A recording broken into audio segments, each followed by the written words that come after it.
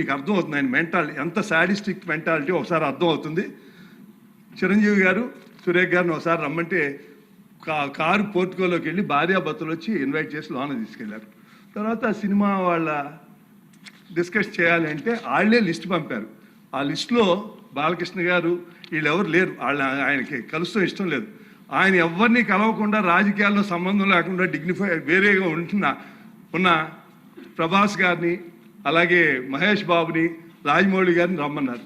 చిరంజీవి గారు వాళ్ళందరినీ రమ్మన్నారు. తనకు జరిగినట్టే ట్రీట్మెంట్ అని వాళ్ళు రామన్నారు. రామంటే కూడా బతిమాలి ఆయనకున్న మొహాటంతో వస్తే ఫస్ట్ షాక్ గేట్ దగ్గర కారు ఆపేశారు. అందరూ దిగి నమ్మన్నారన్నారు.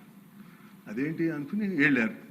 లోన సెకండ్ షాక్ ఇంత పెద్దాళ్ళని పిలిచి ముందు పోసాని మురళీకృష్ణ ఎట్టంటే అని కూర్చోబెట్టి అనుకున్నారు. మూడో షాక్ సీఎం గారు మిమ్మల్ని కలవట్లేదు, సినిమాటోగ్రఫీ మంత్రి వచ్చి మీకు చెప్తారన్నారు. అప్పుడు చిరంజీవి గారు కొంచెం గట్టిగానే ఏంటి మీరు పిలిస్తే మేము వీళ్ళందరినీ తీసుకొస్తే ఆయన రానంటారంటే వచ్చారు. వస్తే ఆయన మంచిగా పెద్దగా ఆయన ఒక రిక్వెస్ట్ చేస్తే, ఒక నిమిషం మీరు తండ్రి లాంటి వాళ్ళు సినిమా ఇండస్ట్రీని జాగ్రత్తగా చూసుకోవాలి, అది బయటికి రిలీజ్ చేసి ఎంత అవమానం చేశారని. ఇంతకన్నా సాడిస్ట్ మెంటాలిటీకి ఇంకేం ఎగ్జాంపుల్ కావాలి? వాళ్ళని అవమానం చేయాలా?